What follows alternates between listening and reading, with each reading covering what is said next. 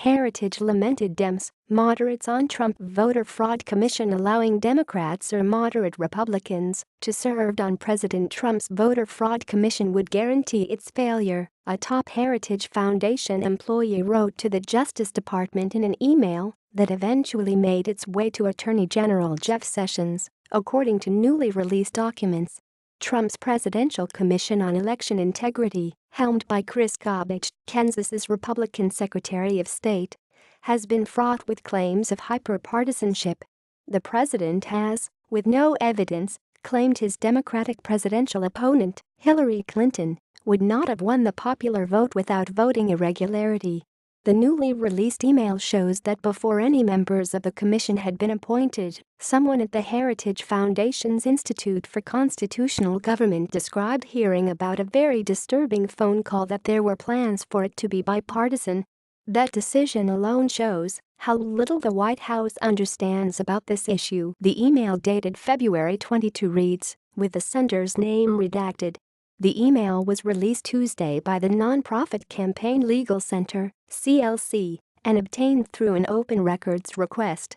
There isn't a single Democratic official that will do anything other than obstruct any investigation of voter fraud and issue constant public announcements criticizing the commission and what it is doing, making claims that it is engaged in voter suppression, it reads. The email came from Hans von Spakovsky, who runs the Heritage Foundation's election law reform initiative and was appointed to the commission by the Trump administration in June, the Heritage Foundation later confirmed to The Hill. The CLC's president, a former Republican chairman of the Federal Election Commission, said the exchange, along with an unsubstantiated claim about the 2016 vote in New Hampshire by the panel's director, shows the true nature of the commission. The development also comes as the President's Commission holds its second meeting on Tuesday in New Hampshire. Any commission tasked with looking at the integrity of our elections should be bipartisan and should not be trying to make voting harder, said CLC President Trevor Potter. Yet Secretary Kris Kobach, the vice chair of the commission, continues to use his position to further his quest to undermine citizens' right to vote. His demonstrably false claims about election results in New Hampshire leading up to today's meeting impugned the dignity of that state, and we were clearly intended to undermine our democracy rather than strengthen it. All the names mentioned in the email are redacted, and only an email signature with the Heritage Foundation's address is identifiable. The person at the Justice Department who received the email forwarded it to Peggy Hanrahan, who is an executive assistant for Sessions in the Senate, and said, "Please give this to JBS, Sessions' initials." A spokeswoman for the think tank said on Tuesday that Heritage is scrupulously nonpartisan.